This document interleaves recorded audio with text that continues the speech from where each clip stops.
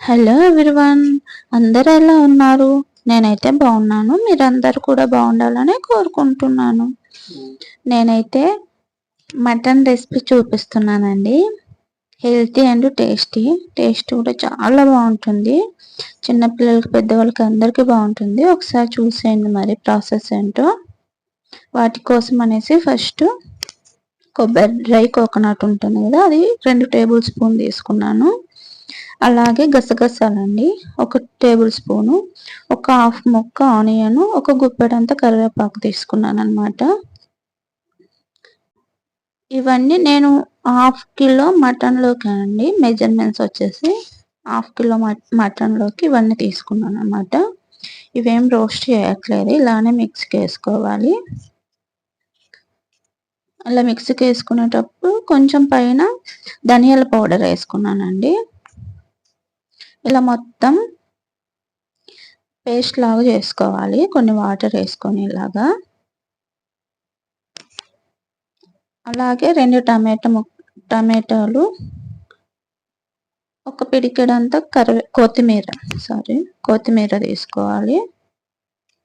ఇవి కూడా మిక్సీకి వేసుకోవాలండి.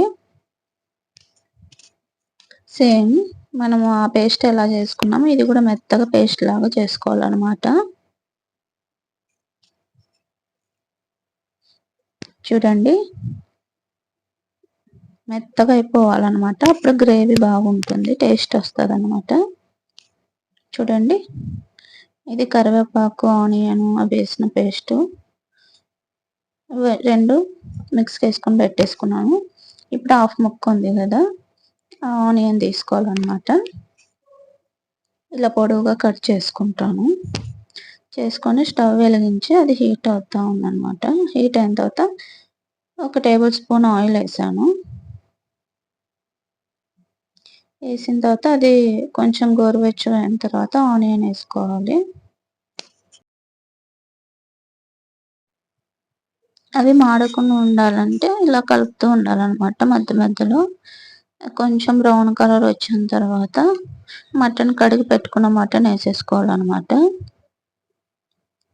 వేసుకొని ఇక్కడ పసుపు ఒక 1.5 టేబుల్ స్పూను, సాల్ట్ 2 వేసేసానండి. హాఫ్ టేబుల్ స్పూన్ పసుపు వేసాను. మొత్తం ఆ వాటర్ అంతా, మటన్లో కొన్ని వాటర్ వస్తాయి కదా, అంతా ఇదేంత వరకు వేయించిన తర్వాత చిన్న గ్లాస్ అంత వాటర్ వేసాను.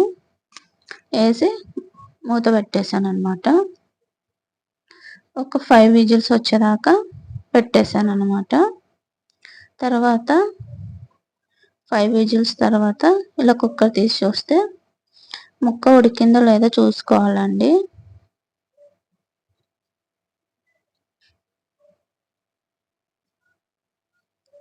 చూడండి, నాకైతే ముక్క మెత్తగా ఉడికిపోయింది.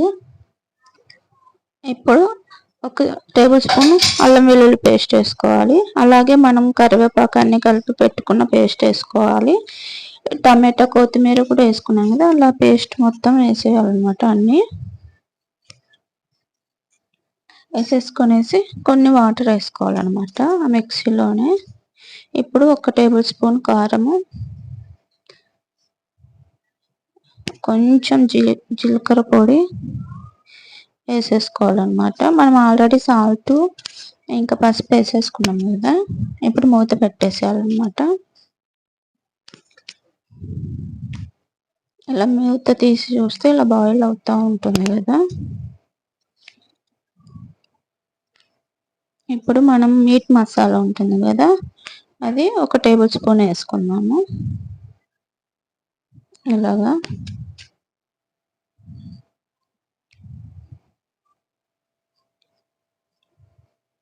ఇలా వేసుకొని మొత్తం ఒకసారి కలుపుకోవాలన్నమాట. కలుపుకున్న తర్వాత చూస్తే ఇలా దగ్గరికి వచ్చేసింది కదా. ఇంకా ఇక్కడే స్టవ్ ఆపేసుకోవచ్చండి. గ్రేవీ అయితే సరిపోతుంది. స్టవ్ ఆపేస్తే మనకు ఆయిల్ అంతా పైకి వచ్చేస్తూ ఉంటుంది అనమాట.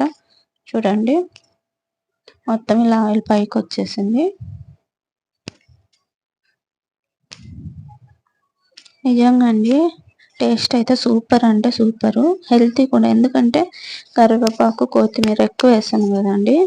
నేనైతే ఇలానే చేస్తానండి మ్యాక్సిమం. పిల్లలు కూడా విడిగా తినేరు కదా కరివేపాకు, కొత్తిమీర. ఇంక ఇలా చేసామనుకో తినేస్తారు. ఎక్కడ కూడా కనిపించదు కదా, అందుకోసమని ఇలానే వేస్తానండి. అంతేనండి ఈ వీడియో అయితే. ఈ వీడియో కానీ మీకు నచ్చినట్లయితే please like, share and subscribe చేసుకోండి.